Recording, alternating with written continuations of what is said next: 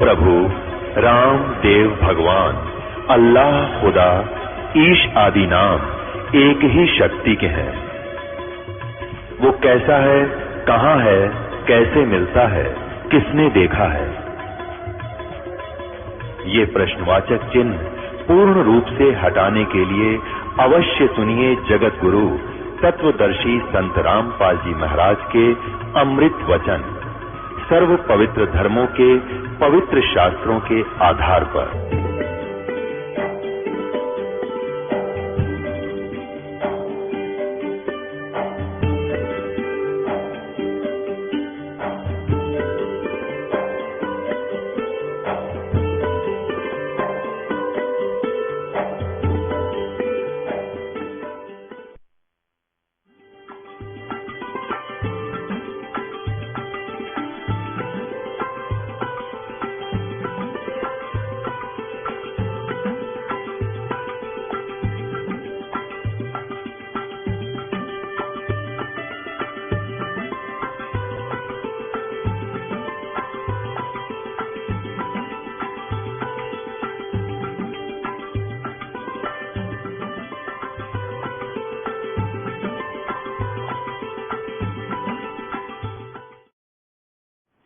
पुण्यात्माओं, ये थे वो परम गणी, ये थे इनका ज्ञान। तो भूता बनेंगे और ये बता कौन है? सतलोक की बाट देखें, ये भूता बनेंगे सारे। अब देखो, राधा स्वामी पंथ से ही धन धन सतगुरु सच्चा सौदा सिरसा वाला का उत्थान हुआ है। बिलोचिस्तानी शाह मस्ताना जी उर्फ खेमामल जी, वो श्री सावन सिंह जी के शिष्य थे। जो राधा स्वामी व्यास जयमल सिंह जी, जो शिवदयाल जी के सीधे शिष्य थे जयमल सिंह जी, उनके उत्तराधिकारी थे नेक्स्ट श्रावण सिंह जी। श्रावण सिंह जी के शिष्य थे जिन्होंने बिलोचिस्तानी शाह मस्ताना यानी खेमामल जी, जिन्होंने सच्चा सौदा सिरसा में एक अलग से अपना न्यारा पंथ चला दिया। वही नाम, वही ज्ञान और एक कुएं का पानी, इसके संकेत समझ लेना। इन सब का यूं ही हाल होगा। अब देखो, एक और महाराज जी आपको दिखाते हैं। देखो, श्री हंस जी महाराज, अमृत के कलश, ये पुस्तक का नाम है। श्री हंस जी महाराज जीवन एवं दर्शन, ये है श्री हंस जी महाराज अमृत के कलश। संपादक है चमन लाल टंडन MA दिल्ली विश्वविद्यालय। ये कहां से प्रकाशित है, मुद्रित है? प्रकाशक है मानव उत्थान सेवा समिति, प्रधान कार्यालय 2/12 पंजाबी बाग नई दिल्ली से। कहां से प्रकाशित है, मुद्रित है? मुद्रक व photo composing Rajeshwari photo setters private limited 2/12 Punjabi Bagh नई दिल्ली। ये यहां से प्रकाशित है। अब देखो, अब स्वामी जी ने, स्वामी ये हंस जी महाराज, यहां देखिएगा 50 पे, प्रश्न नंबर 50 पे,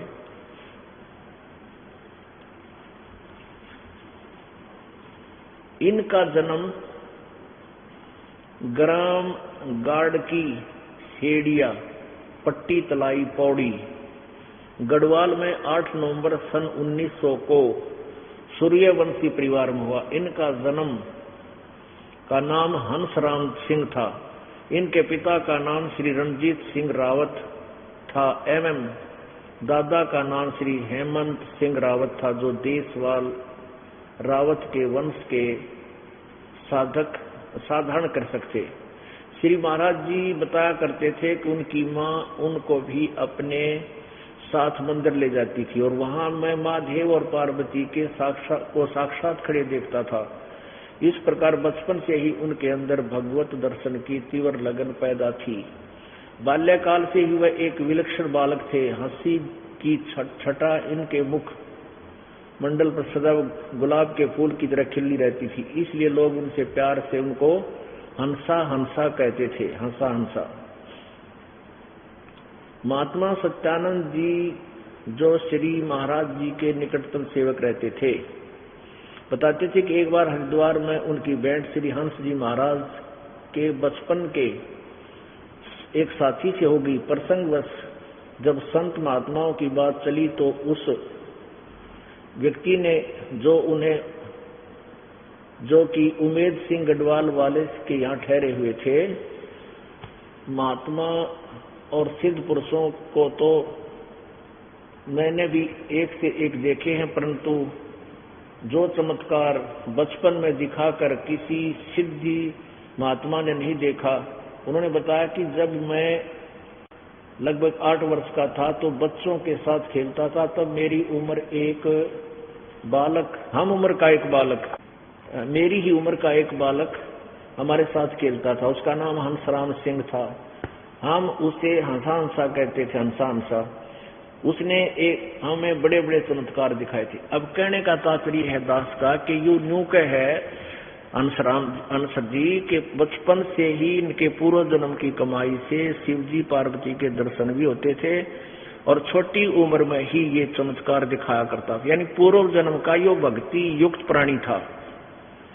पिछली बैटरी चार्ज थी और आगे चार्जर ठीक लगा नहीं, आगे नाम ठीक मिला नहीं, संत पूरा मिला नहीं, बैटरी डिस्चार्ज होगी, इसकी के दुर्गति हुई।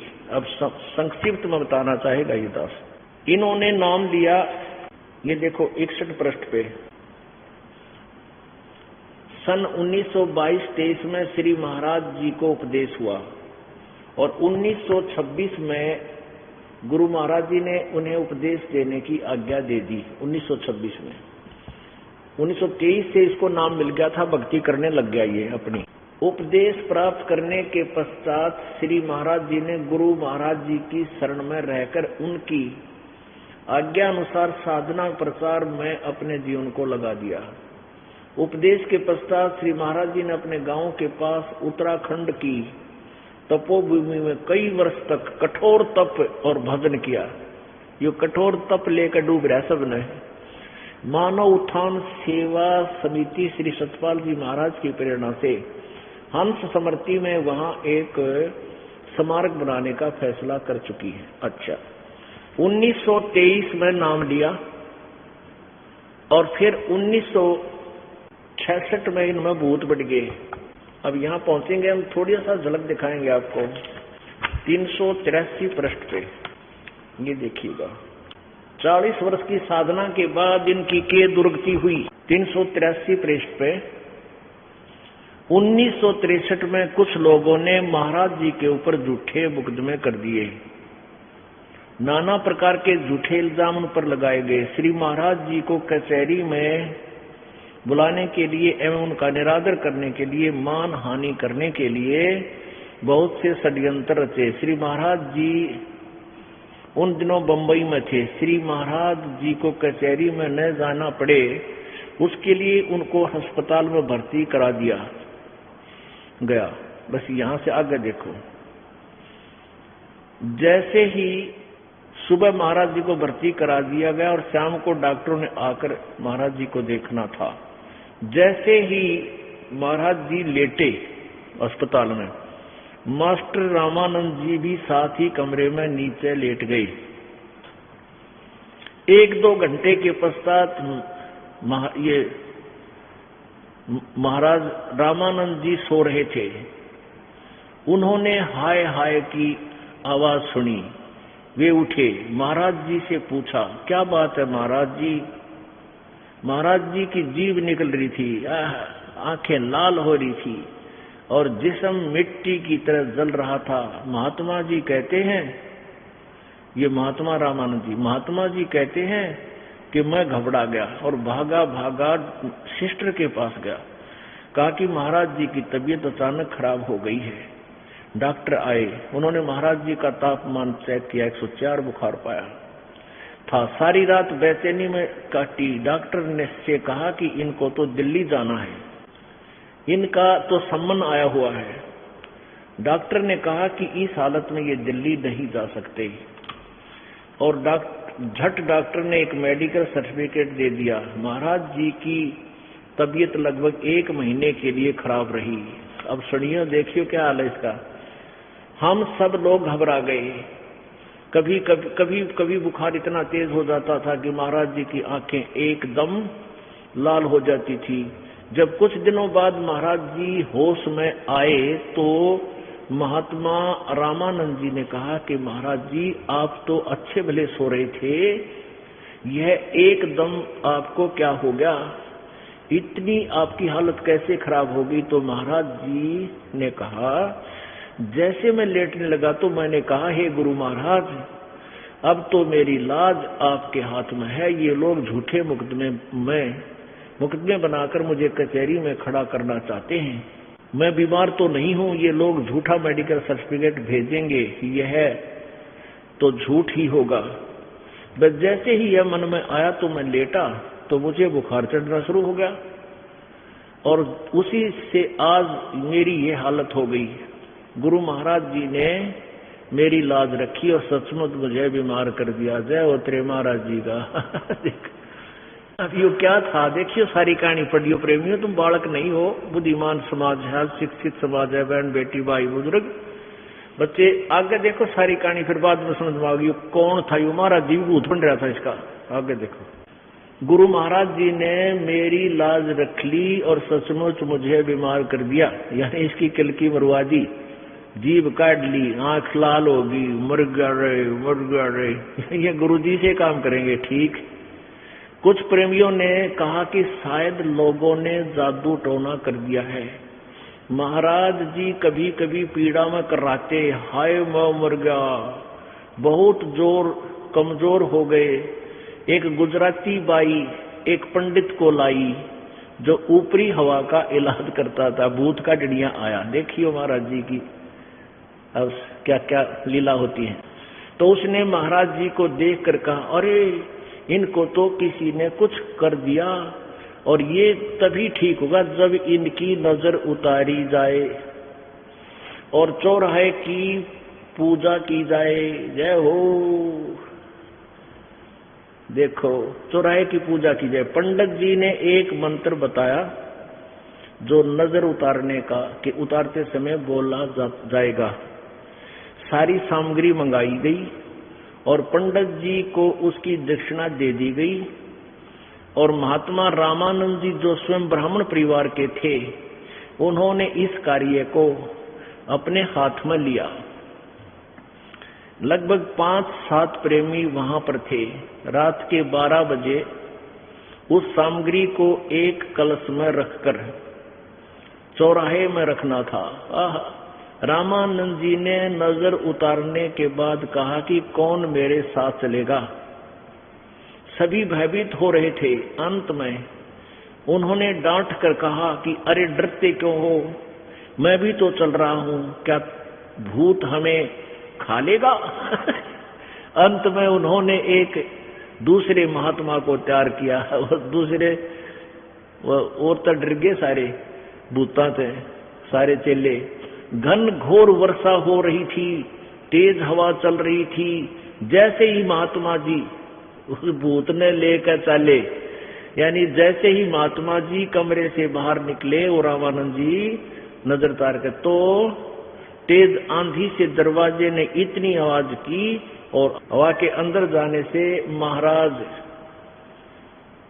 कौन, ये हंसराज जी जोर से चिल्लाए तो रामानंद जी भी कांप उठे, भयभीत हो उठे और मन में ये ख्याल आया कि फिर वापस कमरे में चले। लेकिन फिर धैर्य बांधकर नाम का सुमरण करते, नाम का सुमरण तरह गुरु जी वगैरह जो भूत बढ़ गया, नाम का सुमरण करते हुए उस चौराहे की तरफ उस कलश को उठाकर चल रहे थे और दूसरे महात्मा छाता लिए हुए चल रहे थे। चौराहे में रखकर जैसे ही पंडित जी ने बताया तो पीछे मुड़ आए। अब आलिया और इनका भक्ति का। अब सन 1923 में नाम लिया, 1963 में इस स्वयं साधक में भूतान लागे गुरुजी में। अब इनका गुरुजी भी भूत बन रहा था। जो ही इसने याद किया, हे महाराज मेरी लज्जा रखो, भूत इसमें आ बढ़िया, इसकी एक विनदे ही तोड़ी। और फिर वो एक बाई नाग इसकी चेली ने भूत कटो बताया, ब्राह्मण लाई बुला के उन्हें नजर तारी। जब यो महाराज जी का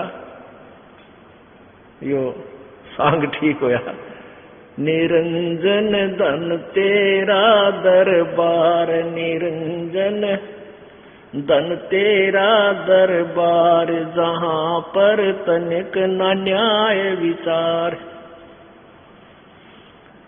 जहाँ पर तनिक न न्याय विचार। वैसा उड़े मुल मुल खासा गढ़ मोतियों के आर, वैसा उड़े मुल मुल खासा गढ़ मोतियों के हार। पतिव्रता को मिले न खाद्य सूखा निरस आहार, निरंजन धन तेरा दरबार, निरंजन धन तेरा दरबार, जहाँ पर तनिक न न्याय विचार। भाई पाखंडी की पूजा जग में संत को कहें लबाड़े, पाखंडी की पूजा जग में संत को कहें लबाड़। अज्ञानी को परम विवेकी, ज्ञानी को मूढ़ गंवार, निरंजन धन तेरा दरबार, निरंजन धन तेरा दरबार, जहाँ पर तनिक न न्याय विचार। कह कबीर सुनो भाई साधो, यहाँ सब उल्टा व्यवहार, कह कबीर सुनो भाई साधो सब उल्टा व्यवहार। सच्चों को तो ये झूठा बतावें, इन झूठों का एतबार, निरंजन धन तेरा दरबार, निरंजन धन तेरा दरबार। इनका जो हंस जी का बड़ा लड़का तो सतपाल जी महाराज, पंजाबी बाग दिल्ली में बहुत बड़ा आश्रम बना रखा है, और छोटा लड़का है प्रेम रावत उर्फ बालयोगेश्वर, उसने कहे अपना जहाज खरीद रखा है और वहां दिल्ली के अंदर लगभग 200 एकड़ जमीन में बिल्डिंग बना रखी है। ये बड़ी आत्मा इनका पीछा लाग रहे, जिनके हेड ऑफ द डिपार्टमेंट में प्रेत बढ़ गए और भूता की दाढ़ा लुआर, फिर उसकी जान बची तो औरा की के रक्षा करेंगे। परमपिता परमात्मा की वो वाणी सच्ची है कि सतगुर पुरुष कबीर हैं ये चारों युग परवान, और झूठे गुरु अमर कहिए हो गए भूत मसान। बोलो सतगुरुदेव सत साहेब। परमपिता परमात्मा पूर्ण ब्रह्म सर्वश्रेष्ठी रचनहार कुल के मालिक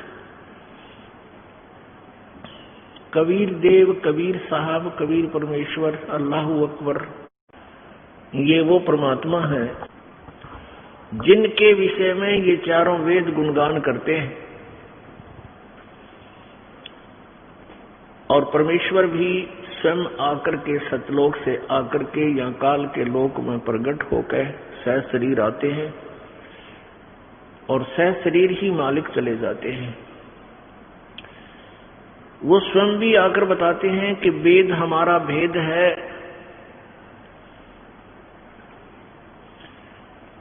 मैं ना वेदन के माही, और जौन वेद से मैं मिलूं भाई वह वेद जानते नहीं।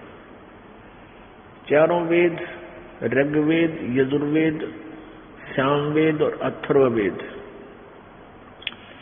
इन चारों वेदों को वेद नाम से जाना जाता है कि वेद हमारा भेद है। कबीर जी कहते हैं वेद मेरा भेद है, मेरे बारे में ही गुणगान करता है, पर मैं ना वेदन के माही, यानी मैं इन वेदों में वर्णित विधि से प्राप्त नहीं हो सकता। मैं का अर्थ है कि मेरा जो वास्तविक जाप विधि, मेरे पाने का जो तरीका है वो इन वेदों में नहीं है। अर्जुन से वेद से मैं मिलूं, जैसे गीता जी अध्याय नंबर 4 के श्लोक 32 में कहा है कि वो सच्चिदानंद घन ब्रह्म की वाणी में सब प्रकार के धार्मिक अनुष्ठान जो शास्त्र अनुकूल हैं उनको विस्तार से लिखा गया है और उनको अपनी क्रियाओं द्वारा कर्म करके सफल किया जाता है। उसके विषय में तत्वदर्शी संत ही बताएंगे। चौथे अध्याय के 34वें श्लोक में कहा है, उन तत्वदर्शी संतों की खोज कर उनसे पूछो, फिर वो बताओगे। तो यहां परमात्मा खुद भी कह रहे हैं कि वेद हमारा भेद है, मैं ना वेदन के माही और जौन से वेद से मैं मिलूं।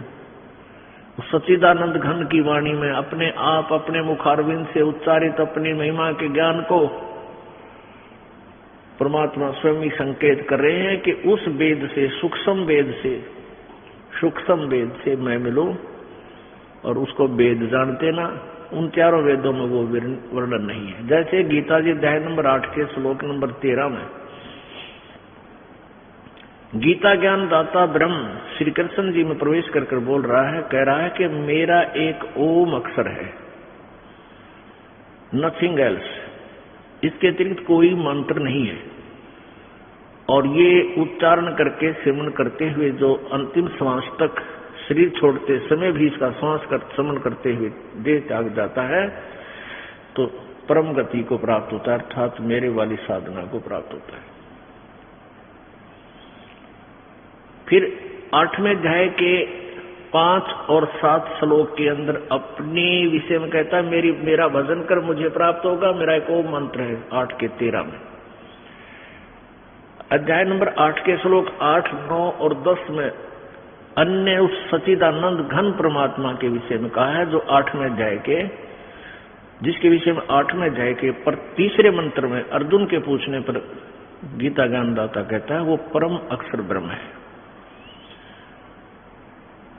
उसके जाप की विधि, वो परमात्मा सच्चिदानंद घन ब्रह्म है। उसके पाने का मंत्र सांकेतिक है, स्पष्ट नहीं है। गीता जी अध्याय नंबर 17 के श्लोक नंबर 23 में कहा है, ओम तत्सत इति निर्देश ब्रह्मणे त्रिविध समर्थ है। उस सच्चिदानंद घन ब्रह्म यानी परम अक्षर ब्रह्म की भक्ति का केवल एक ओम तत्सत, ये 3 मंत्र का जाप है, निर्देश है इसके जाप करने का, नथिंग एल्स, और नहीं। और इसकी विधि भी 3 प्रकार से ही सिमरन होती है। 3 प्रकार से इसकी सिमरन की विधि है। जिन पुण्यात्माओं को ये तीनों मंत्र प्राप्त हो चुके हैं वो समझ रहे हैं। ओम नाम तो ब्रह्म का है और तत् और सत ये सांकेतिक है, ये पूर्ण ब्रह्म। एक सत जो तत् है ये अक्षर पुरुष का है यानी पर ब्रह्म का, जो 7 संग ब्रह्मांड का स्वामी है। और सत्य ये पूर्ण ब्रह्म परम अक्षर ब्रह्म का मंत्र है। इन तीनों मंत्रों का सामूहिक जाप है। इसकी विधि तीनों की भिन्न भिन्न है सिमरन की, तो इसलिए त्रिविध समर्थ है। 3 प्रकार से सिमरन की विधि बताई गई है, त्रिविधा। पुण्यात्माओं, जब तक हम ये निर्णय नहीं कर लेंगे कि कौन परमात्मा है और जो हमें सुख देता है, पूर्ण मोक्ष दे सकता है, जन्म मृत्यु के इस झंझट को सदा के लिए समाप्त कर सकता है, तब तक हम साधना भी करते हैं, वो साधना व्यर्थ है। भले ही यहाँ का विधान है कि वर्क डन सबको मिलता ही है, लेकिन वो भी व्यर्थ है। कैसे व्यर्थ है? जैसे किसी ने धर्म भंडारा कर दिया, पक्षियों को दाने डाल दिए, कुत्ता ने रोटी डाल दी। एक तरफ तो इनको व्यर्थ कहा है, एक तरफ से ये भी कहा है कि किया हुआ शुभ अशुभ आपको प्राप्त होगा ही होगा। ये दोनों बात कैसे? हाँ, ऐसे जैसे आपने कोई कुत्ते देखे होंगे कार में चलते हैं। कुछ एक ऐसे कुत्ते हैं जो कार में चलते हैं। एक कुत्ता बैठा होता है गाड़ी की जो है मालिक वाली सीट पे, और मालिक चला रहा होता है उस कुत्ते की गाड़ी, और वो अलग से उसके लिए कमरा होता है, उसके लिए अलग से आजकल तो एसी भी लगाने लग गए होंगे ये चोचलेदार व्यक्ति। उसके ऊपर कूलर, पंखा, वेटरनरी सर्जन महीने में, हफ्ते में, 10 दिन में उसकी सारी जांच करता है। और बढ़िया आहार उसको प्राप्त होता है। उस कुत्ते को मालिक स्नान कराता है, सैर सपट्टे करवा कर लाता है। अब उसको ऐसी सुविधाएं हैं उस कुत्ते को, शायद जनसाधारण को भी नहीं हो सकती, मनुष्य को। अब ऐसा क्यों है? क्योंकि उस प्राणी ने जब वो मानव शरीर में था उसने मनमाना आचरण किया, मनमानी पूजाएं की, शास्त्र अनुसार साधना नहीं की, पूर्ण संत की खोज नहीं की, कहीं पर धर्म भंडारे करवा दिए, कित कुत्तों को रोटी डाल दी, कित पक्षियों को दाना डाल दिया, कित गौशाला बनवा दी, कहीं धर्मशाला बनवा दी। उनका प्रतिफल उसको मिलना था, क्योंकि जैसे कर्म करेगा वो फल मिलता है। अब संत इसे व्यर्थ भी कहते हैं। जैसे अब उसने जब मानव शरीर में था ये धर्म किया और किया हुआ पुण्य भी उसको मिलना था, उसको कुत्ते की योनि में वो सब सुविधा प्राप्त होगी। कुत्ते की योनि में सब सुविधा प्राप्त होगी और कुत्ते की योनि में अपने सारे उन पुण्यों को खाकर छिड़कर पे छोड़ देगा। फिर सूअर की योनि में जाओगा, फिर क्या सुविधा मिलेगी? होली पूरी समाप्त हुआ, सारा उसका जो किया हुआ था दे दिया काल ने। यहां परमात्मा कहते हैं ऐसा किया हुआ तुम्हारा पुण्य भी व्यर्थ है।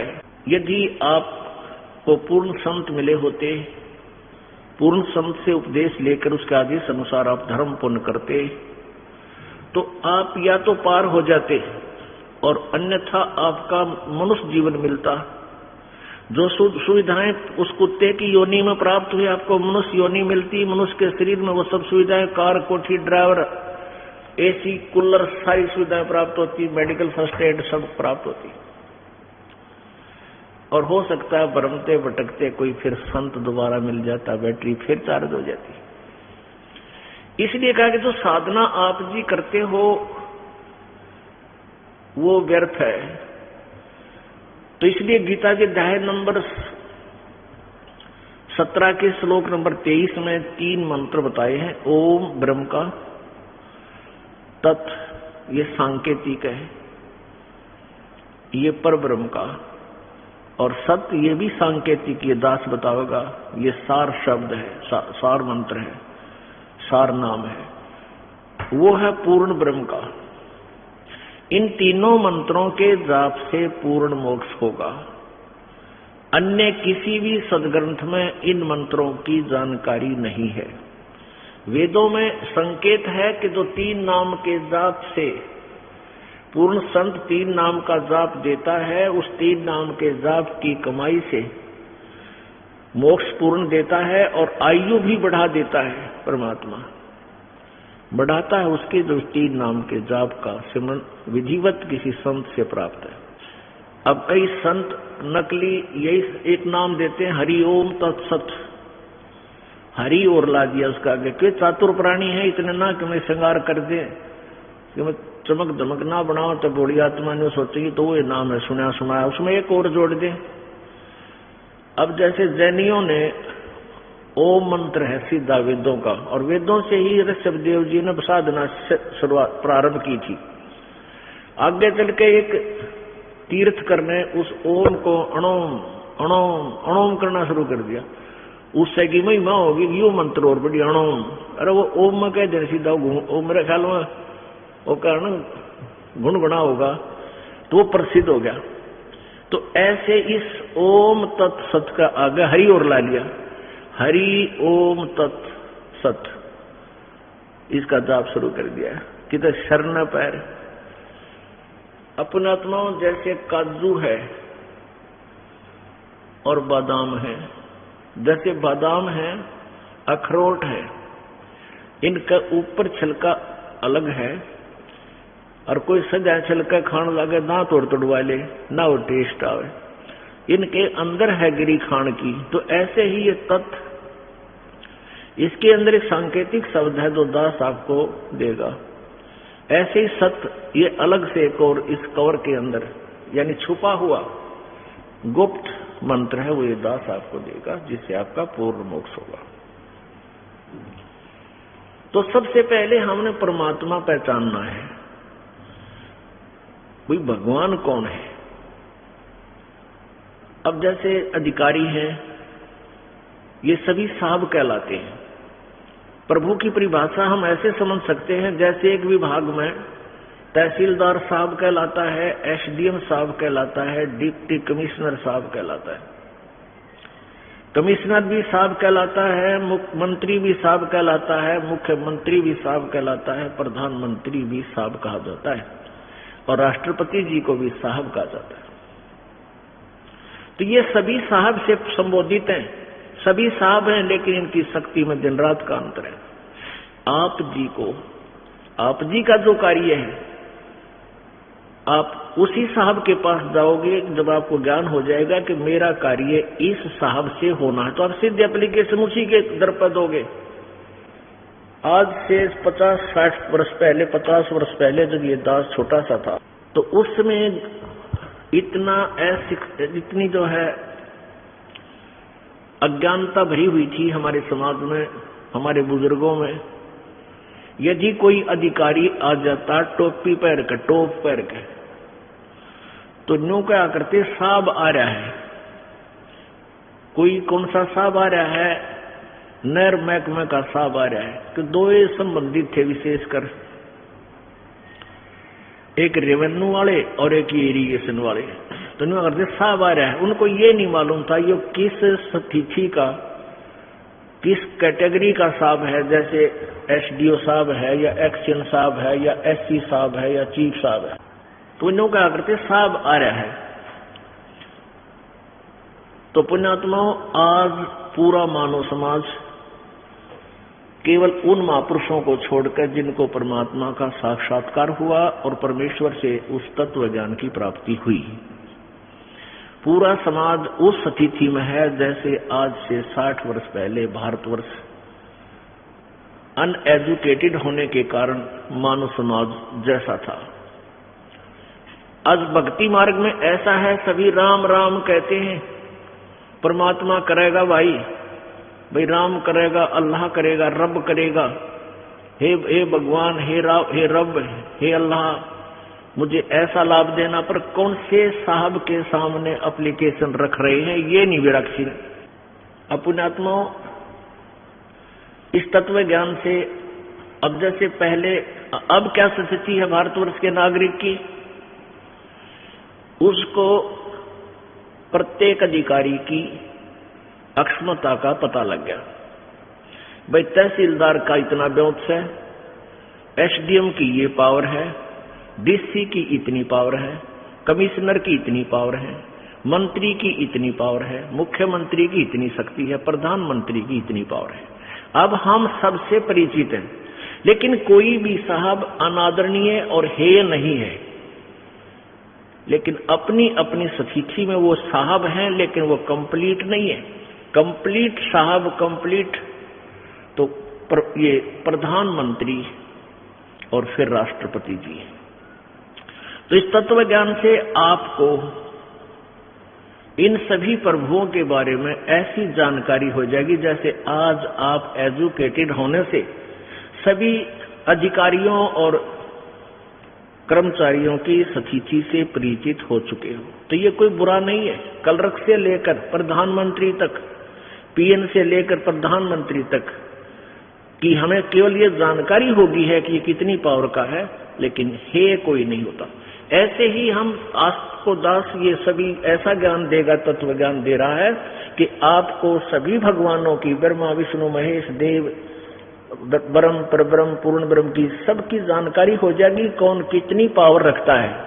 फिर आपने देखना है कौन से साहब के आगे एप्लीकेशन रखनी है, आपने किससे मित्रता करनी है, बस इतनी सी बात है। गीता जी अध्याय नंबर 2 के श्लोक नंबर 46 में 46 में कहा कि अर्जुन, एक बहुत बड़े जलाशय की प्राप्ति के उपरांत,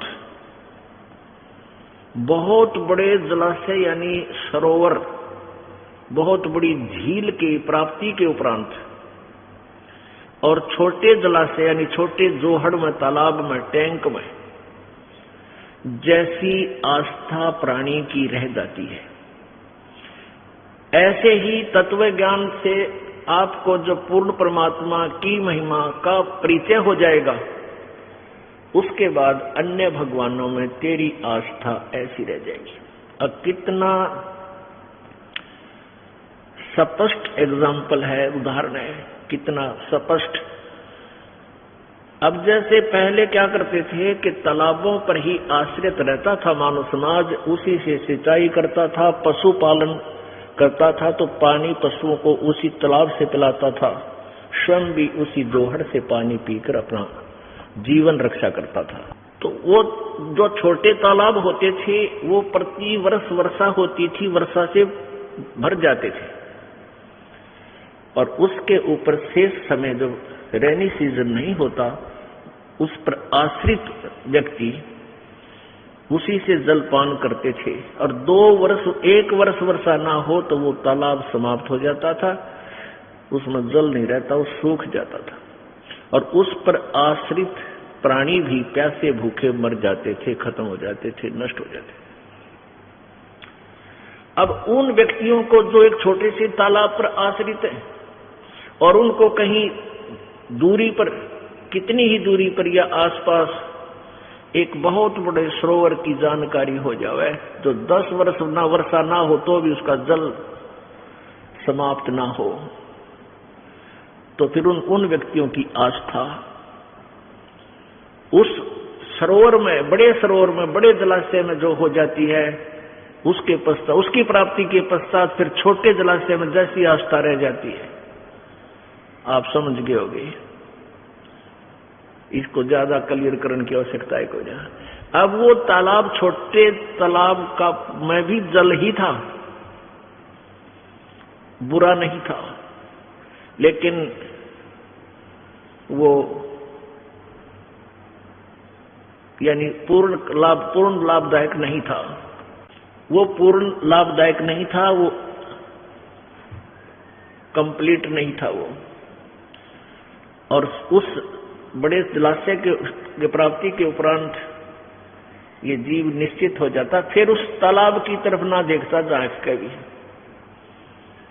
वहीं अपना सारा टांडा ठेरा ठाकर वहां रुक जाता, जाकर उसके आश्रय, तो सुख हो गया सदा के लिए। ऐसे ही जब आपको तत्व ज्ञान के आधार से ये पता लग जाएगा कि कबीर परमात्मा पूर्ण ब्रह्म, यही पूर्ण मोक्षदायक है, पाप नाशक है और समर्थ प्रभु है, सर्व सृष्टि सर्जनहार है, ये परमात्मा जहां रहता है वो लोग कभी नाश में नहीं आता। गीता जी अध्याय नंबर 18 के श्लोक नंबर 62 में कहा कि अर्जुन तू सर्वभाव से उस परमेश्वर की शरण में जा, उसकी कृपा से तू परम शांति और शाश्वत स्थान यानी सनातन परम धाम सतलोक को प्राप्त होगा।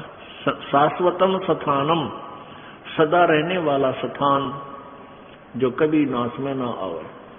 तो ऐसे जिसमें आपको पूर्ण परमात्मा की महिमा का ज्ञान हो जाएगा, फिर आपको ये दूसरे भगवान भूंडे ना लगे, ये बुरे नहीं लगेंगे, लेकिन अपने लेवल के बिना अपनी आवश्यकता ये पूरी भी नहीं कर सकते, इसलिए ये अच्छे होते हुए भी आमना नहीं सुहावेंगे, हमारा इनमें आस्था बन नहीं सकती।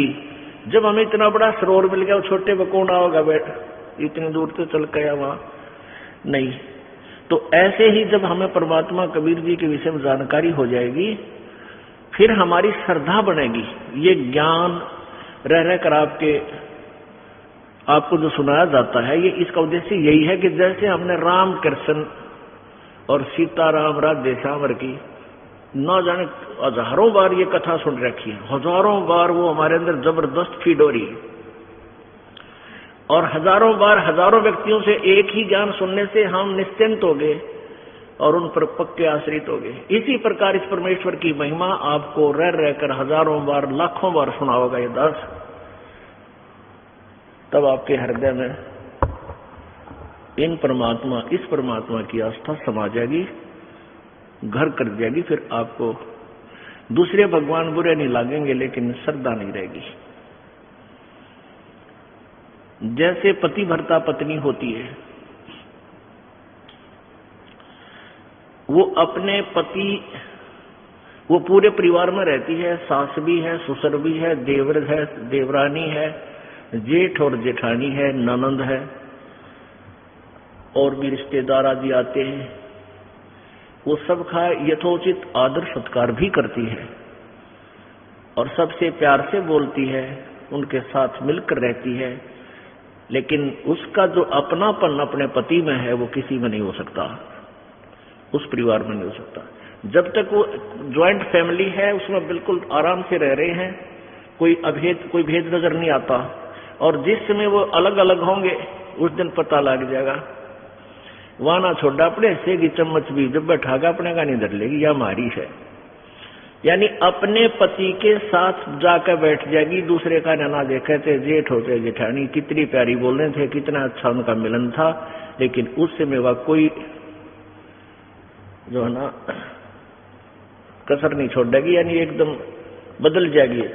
ऐसे ही हमारा स्वभाव हमारा जो लगाव फिर अपने पति में, अपने मालिक में, कबीर जी में ऐसा हो जाएगा। जब हम यहाँ से, अब हम ज्वाइंट फैमिली है, ब्रह्मा विष्णु महेश हमारे यहाँ के कंट्रोलर हैं, हम इनके साथ बिल्कुल रल मिलकर रहेंगे, इनसे हमारा कोई द्वेष नहीं, और ये हमारे साथी हैं। जब हम यहाँ से चलेंगे अपने पति के साथ, फिर इनसे हमारा कोई लगाव नहीं, ये अपना राज्य, हम अपना राज्य। तो ऐसे ही ये बुरे नहीं, अपने नहीं, समझ जाना, ये एग्जाम्पल है। अब परमात्मा की को पहचानना है, वो कौन है और कैसा है, कहाँ रहता है। ऋग्वेद मंडल नंबर 9 के सूक्त नंबर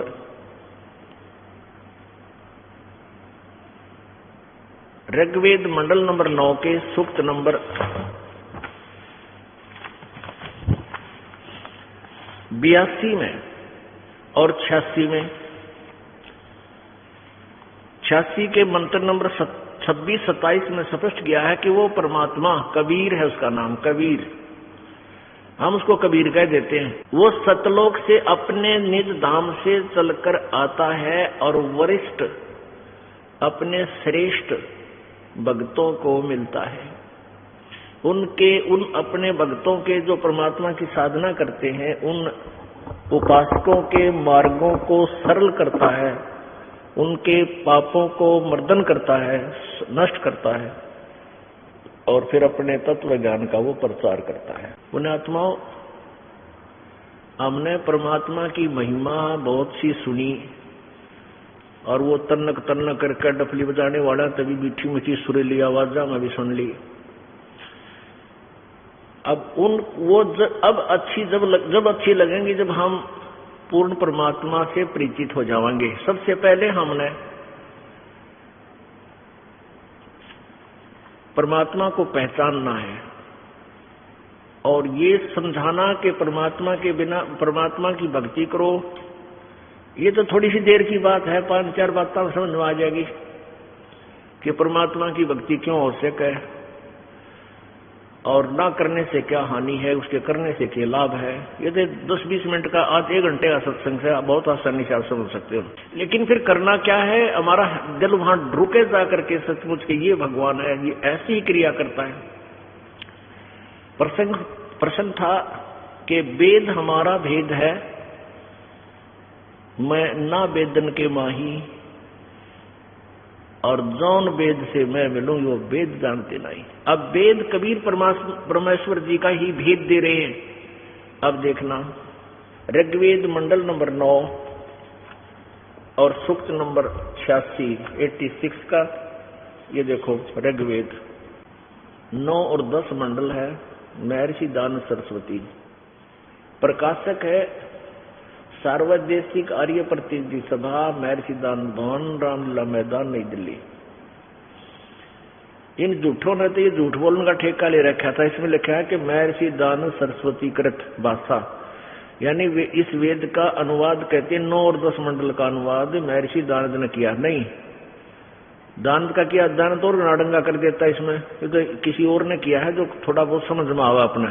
इसका प्रमाण आपको देना पड़ेगा, नहीं तो ये अनाड़ी लोग फिर आठ अड़ा देंगे, नो कहेंगे ना रामपाल तो झूठ बोला है, वो झूठे ये बेबेर लड़ा करे ना, जब नो क्या करें ईसिया नीसिया दिखा करें, यानी झूठा न हम झूठे दिखा उन्हें, वो खुद झूठे इतने हैं। ये देखो ये ऋग्वेद है, भाषा भाषा इनका अनुवाद किया गया है। भाष्यकार है दानव सरस्वती। ये एक और मंडल 1 और 6 1 से 6 किया इसने, और श्रीपाद दामोदर 7 लेकर मंडल 7 से लेकर 10 तक इसने अनुवाद किया है। अरिन झूठा ने दानंद की मोहर ला रखी है कि इसके नाम तो ये बिक जाया कर दे। वेदों पर इसका नाम ना होता तो लोग क्या करते ना, भाई हम इसका ना लेते, महर्षि दानंद का अनुवादित होना चाहिए। और ये आचार्य लोग इन दानंद के जो है सत्यार प्रकाश और इन वेदों को बेच कर अपनी रोजी रोटी चला रहे थे। इन इसीलिए मुश्किल माचगी रामपाल ने तो थारी पोल खोल दी, और ना तो सत्यार प्रकाश ने कोई लेना, वेदा ने लेके उड़ंगा कर रखा, इसने सारा अनुवाद नहीं करना रहा। दानंद ने कभी भट्ठा बैठा रखा सारे वेदों का। पुण्यात्माओं मेरा इससे कोई दुश्मनी नहीं। हाँ, मैं भी एक टीचर हूं और वो भी टीचर थे, और सिलेबस वही है। आज आप भी शिक्षित हो, आराम से निष्कर्ष निकाल सकते हो और निर्णय कर सकते हो किसका अनुवाद गलत है किसका ठीक है। तो टीचर का कर्तव्य बनता है कि बच्चों के भविष्य को बचावे, चाहे को राजी रहे चाहे नाराज रहे, बाढ़ में जाओ, उसने अपना कर्तव्य पूरा करना होता है, वही टीचर होता है। और जितना मीठा बोलवा तितना संत ना हो, परमात्मा कहते हैं जो घना मीठा बोलनी हो संत नहीं होता। संतो कड़ाके की क्या आग्रह। अब देखिएगा ये वेद ऋग्वेद, इसमें इन्होंने प्रकाशक हैं सार्वदेशी कार्य प्रतिनिधि सभा, महर्षि दान मंडल भवन, महर्षि दान भवन रामलीला मैदान नई दिल्ली। ऋग्वेद आर्य भाषा भाष्य महर्षि दान सरस्वती कृत। इस 9 और मंडल का 9-10 का भी इन्होंने इस दानंद के सेरा बांध दिया कि यो भी सन करा। ये देखो, जबकि इसने 1 से 7 तक रखा बस। मुद्रा के Prince offset printers 1510 Pataudi house Daryaganj नई दिल्ली। अब आइए ऋग्वेद मंडल नंबर 9 का और सूक्त नंबर 86 और मंत्र नंबर 26-27 को हम पहले देखेंगे। ये देखिएगा, अब देखिएगा ऋग्वेद मंडल नंबर 9 सूक्त नंबर 86 का मंत्र 26। ये क्या स्पष्ट करता है कि यज्ञ करने वाले यजमानों के लिए, यजमान माने भक्तों के लिए परमात्मा सब रस्तों को सुगम करता हुआ,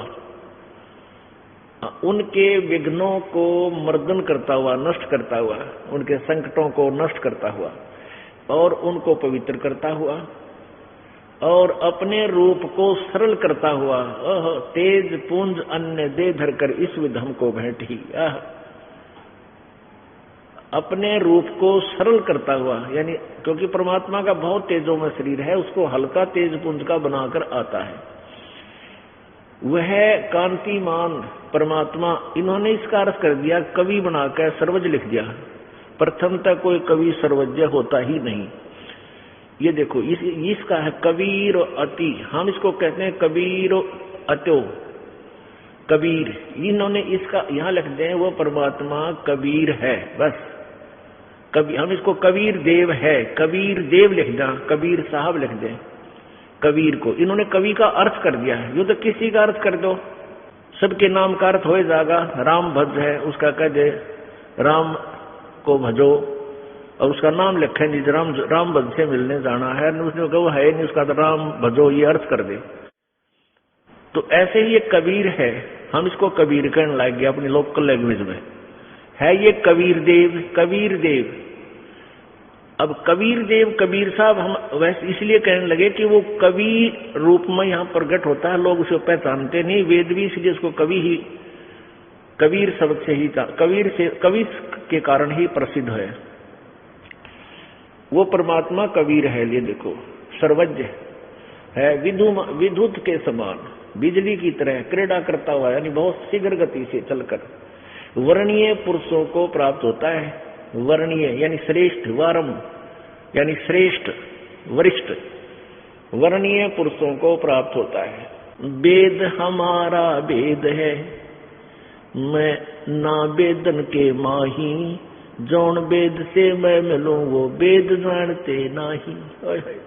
अब वेद भेद तो परमेश्वर कबीर जी का दे रहे हैं कि वो क्या लीला करता है, वो परमात्मा कैसी लीलाएं करता है। वो अपने लोक से चलकर आता है, वो तीसरे धाम में रहता है, ऊपर सतलोक में, वहां से चलकर आता है, गति करता है बिजली जैसी गति से, यानी सेकंडों में वहां पहुंच जाता है अपने भगत के पास।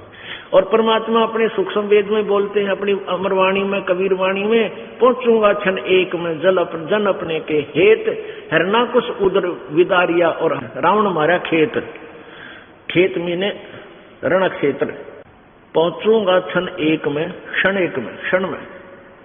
और यही वेद कह रहे हैं, वो बिजली जैसी गति से क्रीड़ा करता हुआ, न इतनी स्पीड से चलता हुआ अपने श्रेष्ठ भक्तों को आकर प्राप्त होता है। आगे देखिए, हे बंदीछड़, हमने वेद सुने थे और देखे नहीं थे वेद किसे थे, क्योंकि हमने इन नकली संतों, ऋषियों, गुरुओं की अनुभव की जो पुस्तक थी वो फाइनल मान ली।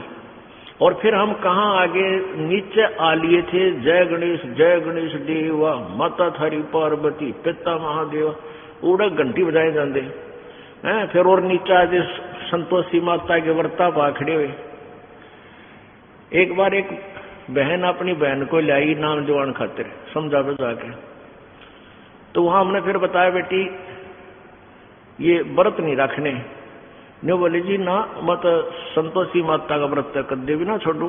मैं क्यों ना, मैं करूंगी।